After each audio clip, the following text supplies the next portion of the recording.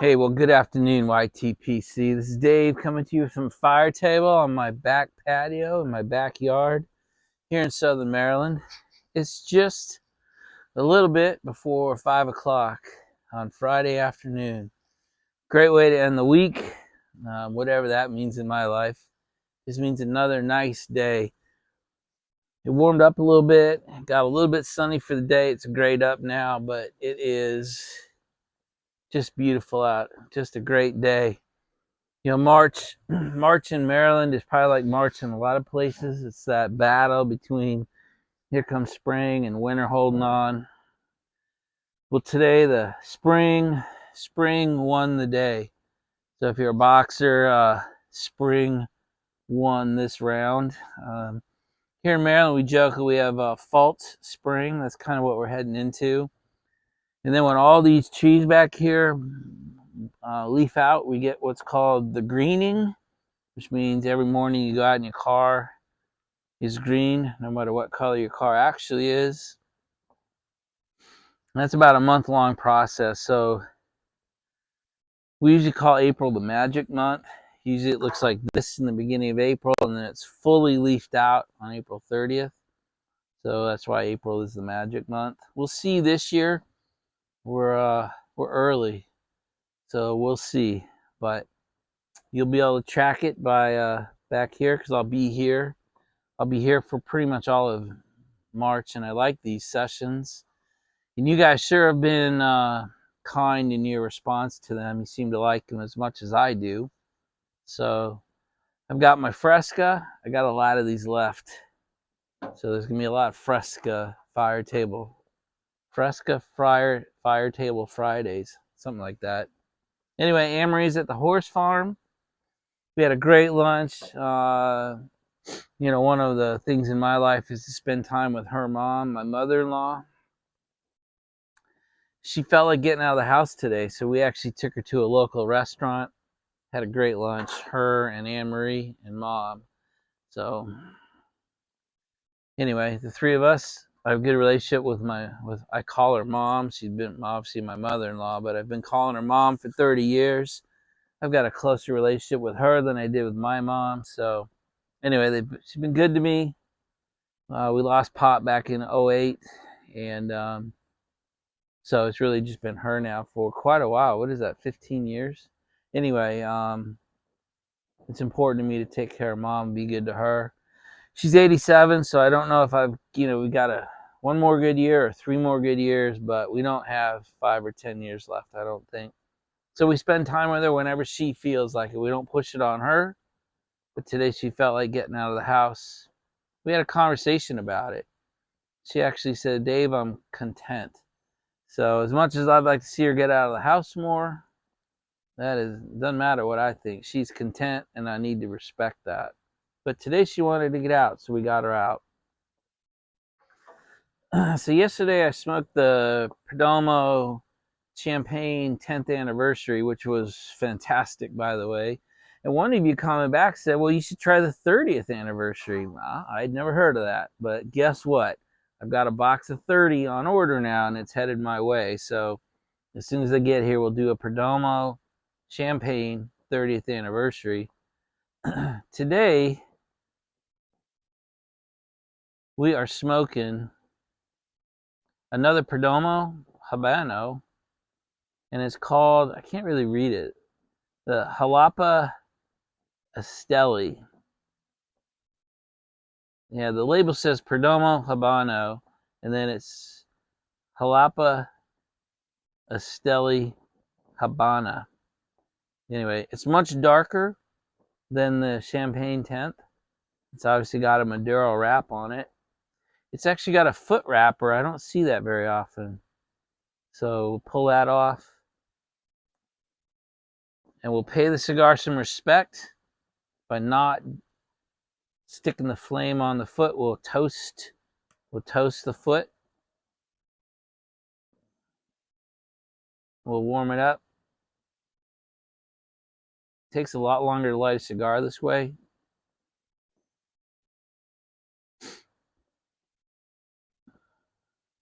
You get all the not the wrapper, but the filling. Get the whole foot done and then get the edges done. As normal, I've done the punch cut again.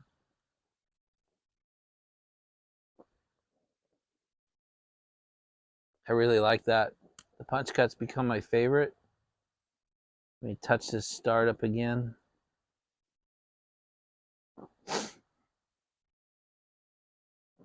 looking pretty good. All right, we are lit. We are good to go. Amory's over at the horse farm. She's riding Cooper today.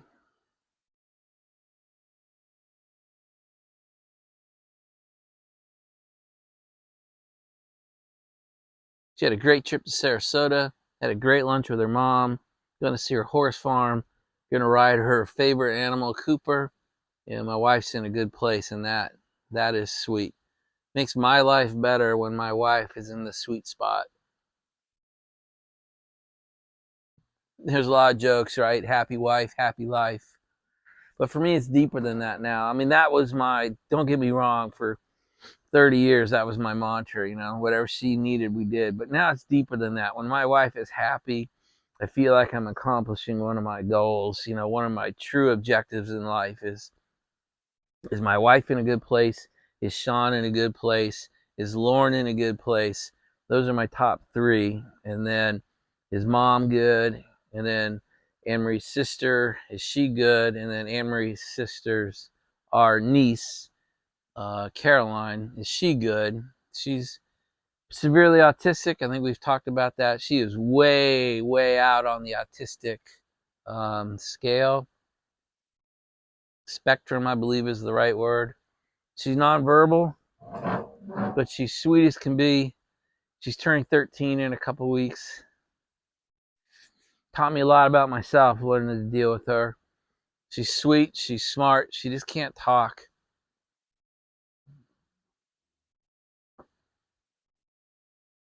I've actually prayed to God many, many a time to give her the breakthrough, to let her be able to talk to us. And I'm pretty sure the response came back. I knew what I was doing when I was making her.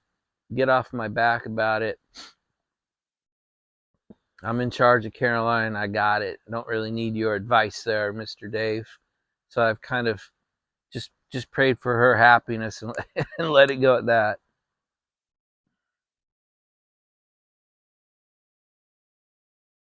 Just want to touch up the edges so I get a good even burn.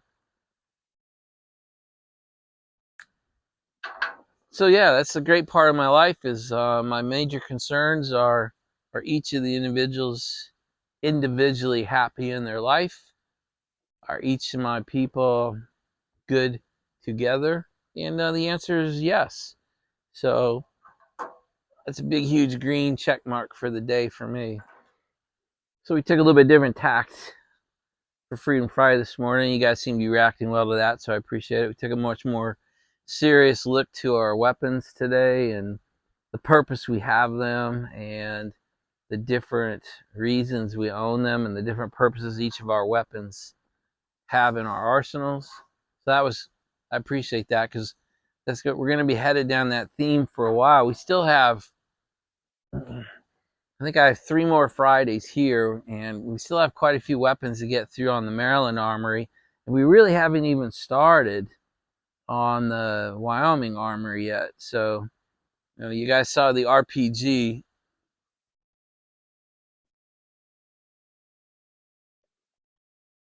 And you saw my 500, my Magnum 500 Smith & Wesson. But we haven't really touched too many weapons there that's cached in the Wyoming Armory yet.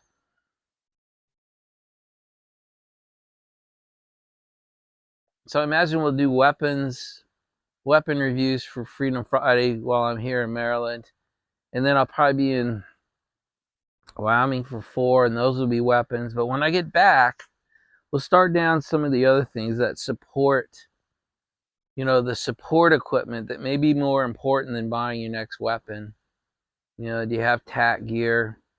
Do you at least have a bump helmet? Do you understand the difference between a bump and a ballistic helmet? Do you have first aid gear? Because if you're in a situation where you're firing, there's a good chance something's coming back at you or back at your, like I told you, I'm organized around a 4-man fire team. If one of my guys gets hit, do we have the tourniquets? Do we have the bleed stop? Do we have the cotton gauze? Do we have this stuff? And if you don't, I try not to do too many recommendations on the channel, but this stuff's getting hard to find. Um, more and more armies, more and more militaries in the world are starting to buy it in national bulk numbers, amounts. And so bleed stop, tourniquets, real tourniquets, are something you should consider buying. We're not talking very much money. You can at least buy one, at least own a tourniquet, you guys. Even if you use it when you drive up on a car accident.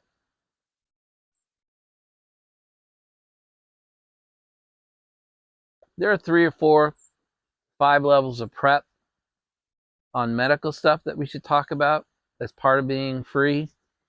Do you have a surgical kit? Do you have a stomp bag? Do you even know what a stomp bag is? I'm not judging, but these are the kind of things will go on after the weapons.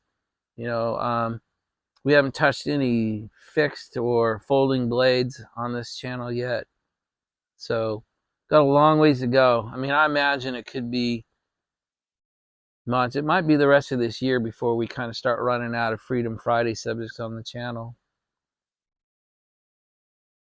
But as usual, I'm going to start violating Freedom Friday. I love to violate rules, right? And so Freedom Friday content will change. And we'll talk about the stuff that surrounds the weaponry, not just the weapons themselves. So that should be fun, though. This should be good, educational, fun videos to make. So the Perdomo Habano, 5-10 minutes in, it's nice. It's smooth. It's bold. It's a little bit stronger, but it's still smooth. Sometimes that's hard to find. Kind of bold, stronger, a little bit in your face, but yet smooth. So far, the Perdomo Habano is filling that need. So I told you I cut that order for the box of Perdomo Champagne 30-year anniversaries. It was a box of 30 for like $330, so it's about $10 each. Right? Did I do that right? Yeah, about $10 or $11 each. So that wasn't too bad. I also bought a box of the Winston Churchill's Late Nights. I'm not going to recommend those. That's an expensive box of cigars. I don't have it in front of me, but I did it yesterday or the day before. I think a box of 20 was $570. That's an expensive cigar. I still did it because I liked them so much, but I didn't realize they were that expensive of a cigar. So my family lunch today gave me a great excuse to hide behind. I did not do an investment series video today, kind of on purpose. One, I'm a little tired of them. I've done 11. They take a lot of work. 2, I was just pounding too much content into your pipelines. Those are long, dense, not very fun to watch videos, and I just didn't feel like making another one today. And the other reason is we're sort of at the end of the content I had intended to put out, so I'm now collecting questions. There's a great one that came in today about buy right 401ks, and we'll talk about those. But I'm collecting up. When I get 4 or 5 good questions, I'll do a follow-up to the investment series. It will probably be Sunday or Monday, given the level of interaction we have on the channel. But I wanted to acknowledge that I took the day off. I did not do a serious video today. So our Freedom Friday and then our fire table, and we're good. Hey guys, so how about Bull Moose Piper, huh? Justin? I think he's got 3 videos up on his channel now. So sure doesn't, if you were just to pop into his videos, you wouldn't realize it was his first 3. Truly a natural. Some of us are going to have to deal with the emotion of his old channel overtaking ours as as he does more vids. He's truly a natural. I couldn't be more proud of him. And it's good to see the YTPC Freedom, Team Freedom keychains are starting to arrive. I've sent out basically 20 of them, all in those little boxes. So if you let me know as you start to get them. But I think I've heard from 3 or 4 people now that they've received them. So they're all out. If you've asked for one, they're all in the mail. I'm not being pokey on it. As soon as you guys ask for it, I get it out the door. I got 4 or 5 more in the box. 25 more will get here next week. So ask away. Don't be bashful. If you want one of those things, if you want to join Team Freedom, if you want that physical symbol of being a rebel, if you want that little thing that says you're part of our warrior class, ask for it, man. I'm proud to send these things out. I hope to send out 1,000 of these things, guys. I'm not trying to. I only order them in 25 increments, so I don't kill the poor woman that does them. She does them by hand, one at a time. So even an order of 25 is a bit of a, I can't get to that till the weekend. So I think if I kicked her an order for 100 or 500, it would probably kill her. But I don't care how many we send out. I'll keep ordering. The more I send out, the happier I'll be. So don't be bashful. If your wife sees it and says, hey, how come I didn't get one of those? Let me know. I'll send you another one. If you got a kid, if you have a friend who's like, God, I want something like that. You know, the more we get out, the better, right? Let's spread this out, right? Let's let the warrior class know how big we really are. Let's get out there. Let's not go quietly into that good night. Hey guys, I have a serious question in a casual setting.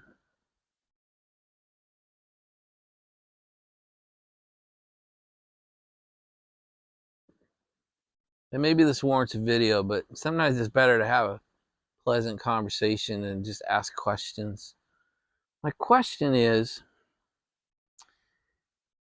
do you care about your subscriber count? Do you do a lot of looking in your analytics? Do you care about your view count? Do you care about your view minutes or not? I'm in no way saying that you should or shouldn't care about such things. I mean, I'll personally tell you, I couldn't care less about it for me. I just, I didn't even know I hit 500 till you guys told me, which I appreciate you doing that. And I appreciate hitting the 500 mark. And I did realize my marriage video has crazy more views than all my other videos, which is, like, I guess maybe because it talks to a larger audience outside the pipe community. Not really sure how that happened. But my question is, if you do care, I mean, if it's something that's important to you in here, I'm not judging that. I'm asking the question, to what end? Why? What do these numbers say to you? What story does it tell you? What interior hole does it fill? What goal does it help you meet? I'm just curious. I don't get it. Which is my shortfalling, not anybody else's. But I just thought maybe if you would talk back to me, either comments here or a VR or your own vid, talk to me about what these numbers mean to you and why they're meaningful. I'm just curious.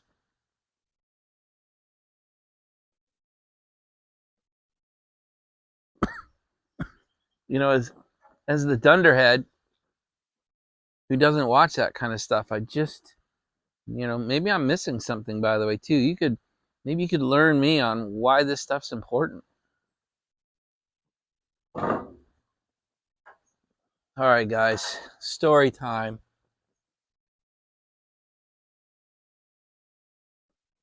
This story involves the FBI, a child pornography case, a laptop, And my son,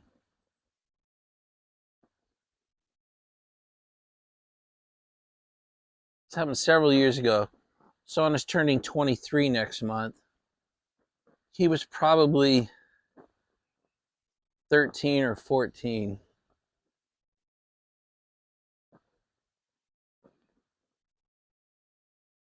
Well, the summer my kid was, let's call him 14, I just don't remember. He said, Dad, can I have a summer job? And he was actually pretty smart and kind of a tech genius. Oh, I got another story for you. My son's first iPhone is going to be that story. Don't let me forget. That's a good story, too. You know, my kid's always been a tech genius all the way through the current day. I mean, he has got an amazing job. He makes a crazy money doing crazy stuff on the computer. Anyway, the FBI had a pretty critical child pornography case.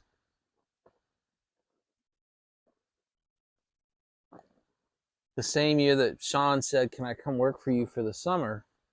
And I said, sure, but I'm the CEO and I own the company, so people are going to watch us. You actually have to do work. You can't just come to work and dick around and take money, because then people are going to wonder what I'm doing. So you're going to have to really do work.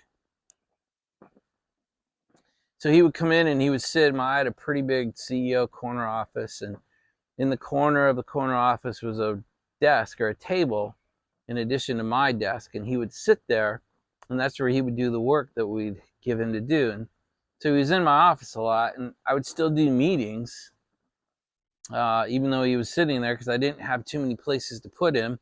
You know, how weird would it be to make one of my staff, even one of my executives, have the CEO's kids sit in his office? So he sat in mine, and most of the time it weren't, you know, we didn't have too many classified conversations in my office, so he could sit there most of the time. Well, one day I get a call from 2 case agents saying, hey, we have a laptop that the tech unit at the FBI couldn't break open. They couldn't break into it.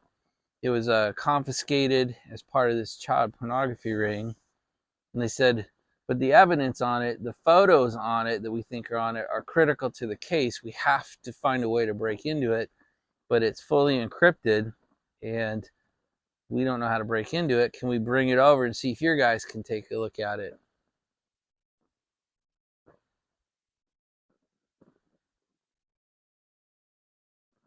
I said, sure. I mean, absolutely. Because our company's headquarters is only really not even 2 blocks from the Hoover building, the JEH, the J. Edgar Hoover building. Anyway, in lingo, more lingo, you know, we just call it the Hoover building, or people who work there just call it JEH. So I was not even 2 blocks from JEH. It's another good story. Why I'm only 2 blocks from JEH and the most expensive real estate in Washington, D.C., when virtually every other service company was out in the suburbs of DC paying a quarter of the per square foot that I was. Anyway, another story. So they walk over, I don't know, 30 minutes later, ding dong, the front desk receptionist, you know, announces, hey, I got 2 FBI agents here. I said, send them back. They come in and they sit down at my desk and they're kind of going over me. Well, here's a laptop. Here's what kind it is. Here's what we've tried to do. Here's the power cord. You know, I kind of, good luck, you know, let us know. It'd be nice if we get this done in the next few weeks. And I said, well, obviously I can't promise anything, but, you know, we'll take a shot at it. They get up and walk out, and Sean, who has heard all this, he's 14 years old, right? Says, Dad, I'll do it. I said, well, this is pretty serious work. He goes, I'll do it. I'll do it for $500. Way to go, right? Way to go, bud. He said, seriously, Dad, if you give me $500, or if you agree to pay me $500, I can get that open. I was like, okay. I figured how, you know, let him try for, you know, a couple hours, and then I'd give it to my tech team. 5 minutes later, he had it open and up and running. I'm not going to tell you how.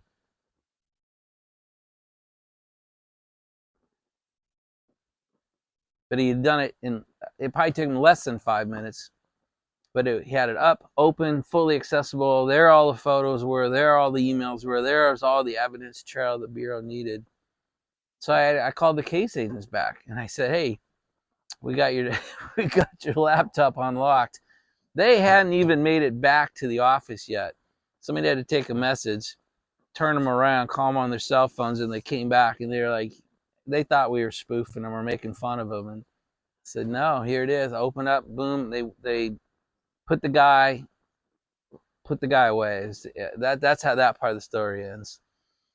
And they came in, they grabbed the laptop. They said, thanks, that's unbelievable. They walk out, and my son says, where's my $500? Well, I gave him $500 that day. So there's a little story about my boy.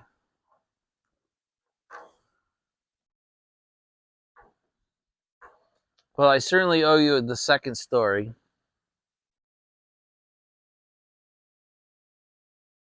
So I owe you the story of Sean's first iPhone. So the first iPhone came out, Sean was born in 2001. I believe the first iPhone came out in 2007. I'm not entirely sure, but I think he was about 5 years old. So maybe it was 06. I don't remember. But anyway, my boy was little, 5, 6 years old. First iPhone's released. And my son has been dinking around studying the iPhone, for months. From the time they announced it, he would go on the Apple site and he would pull down the iPhone simulator, and he learned all the different components of it. And then they announced the release date, and the Annapolis Mall has a big Apple store in it, and it's about a half hour north of us. And he said, hey, Dad, the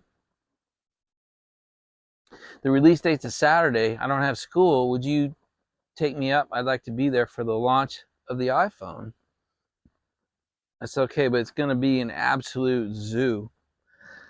And he said, I'd really like to be part of it. I said, all right.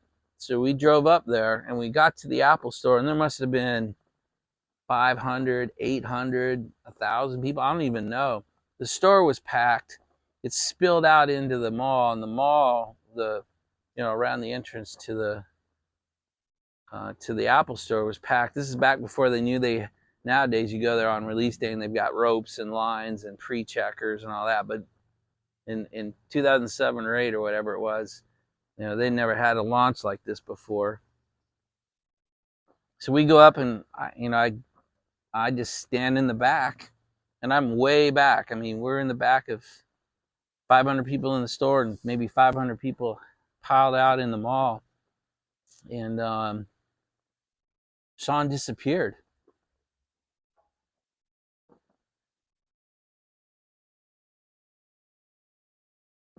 Which is a little bit of a panic situation when you got a 5 or 6 year old. Because my wife's going to say, hey, you checked one kid out. When I get back from the mall, she's going to expect me to check one kid back in. And so losing him was not an option.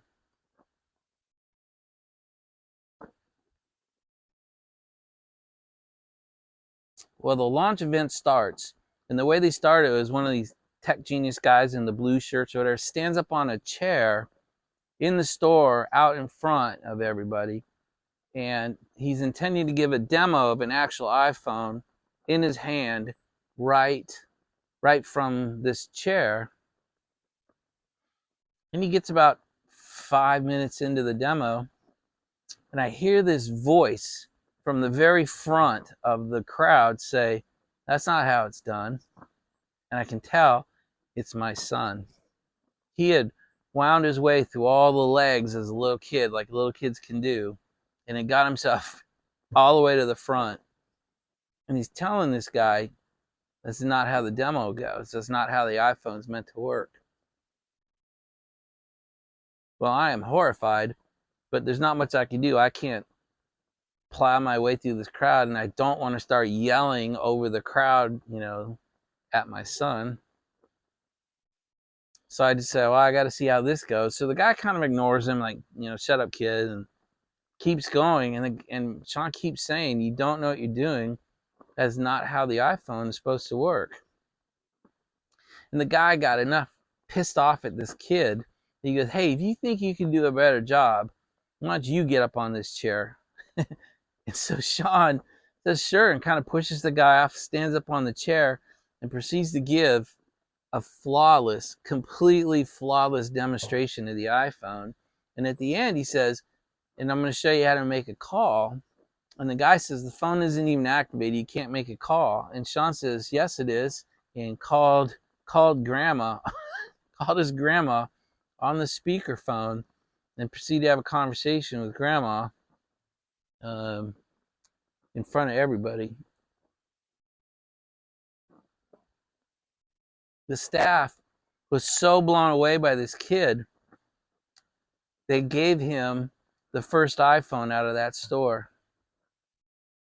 Like, if your dad will pay for it, you get the first one. What am I going to do? No. So I buy Sean the first iPhone issued by the Annapolis Mall Apple Store. And now my 6-year-old kid has his own iPhone. So I got scammed by a kindergartner, but it was pretty impressive. It blew me away enough to say, I'll just pay for the damn iPhone. And, I don't know how we're going to explain this to Mom, but she was actually pretty cool about it when she heard the whole story. So there's the story of my son getting his first iPhone. Okay, I can hear you. I told you about another story. So we'll do a 3 for today. So when I went to work at the FBI as a contractor, I never carried a badge. I was a contractor at the FBI as a one-man show.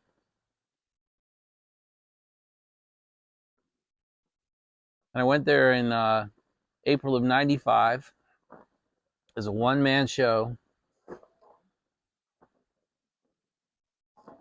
But through some things that we did for the Bureau, got kind of famous inside the Bureau.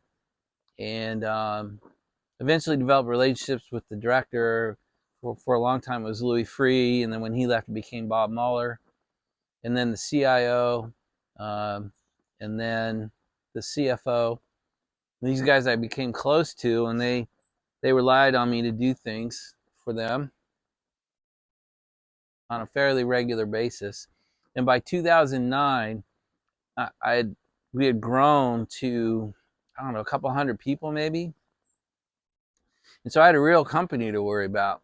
So I was working 8 or 10 hours a day inside JEH, and then trying to get over and run the company, or I'd get home and run the company. For a long time, I just did it from the kitchen counter. But eventually got to the point where that just wasn't tenable. And so I began as clients inside the Bureau is kind of like the military. They get promoted, they move on. And so as one of my clients would move on and someone else would come into their position, before they got attached to me personally and professionally, I'd have one of my staff members take that piece over. And eventually in 2009, I'd worked it out to the point where my last direct personal client had taken an assignment, was moving to Germany.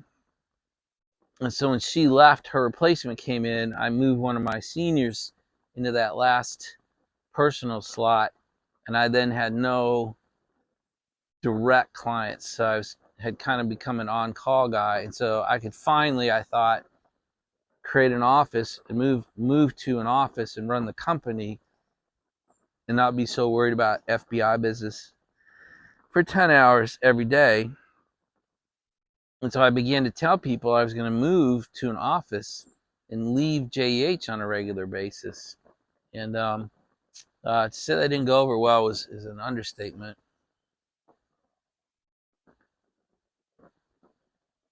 And so the 3 big guys told me, the director, the CIO, and the CFO basically came together and told me, as long as you move to somewhere where it doesn't take you any longer to get to me, if I call you, I don't really care where you move.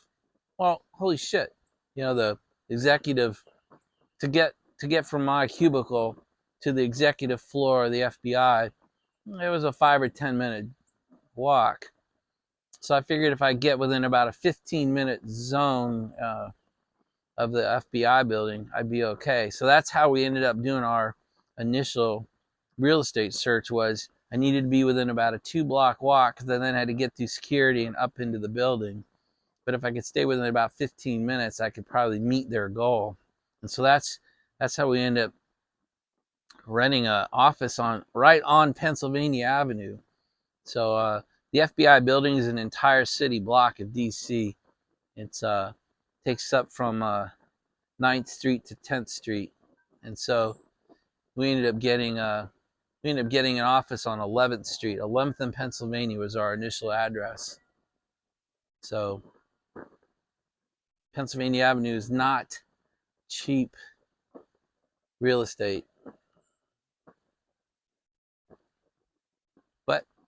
but they allowed me to leave. I could run the company, and whenever they called, I was 15 minutes away. So they seemed happy. So that's how I ended up doing that. That's how I ended up on some of those expenses as a little company. I mean, a 200-man company sounds like a lot, but it's not. And to have that kind of small company on 11th and Penn was a big deal. Huge. My rent was an incredibly big number, by the way. But there's my third story for the day. That's how I ended up in an office, paying for an office in one of the most expensive real estate districts in Washington, D.C. Here you go. 3 stories in one video.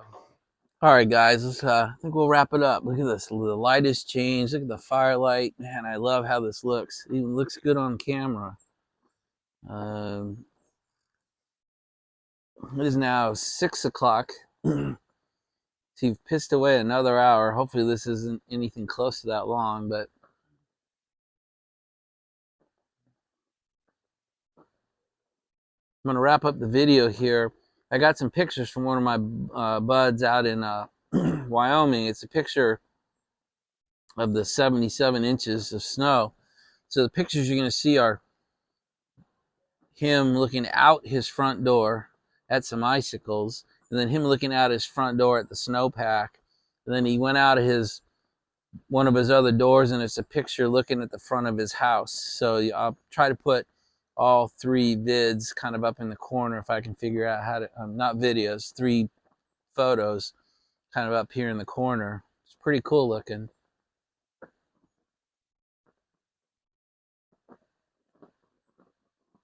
And so we've come to the end of another Gentle Cigar Friday, and I'm going to end it in the way I really love how it feels to end it this way. I will say, may God bless you. May God bless you as well as He has blessed me in my life. May He bless those close to you. May He bless your family. May He bless your life. May He turn His ears towards your prayer. May He hear your prayer. And may God make His face shine upon you. I love these videos, guys. Thanks for coming along, and we will talk again tomorrow on Saturday. Bye, everybody.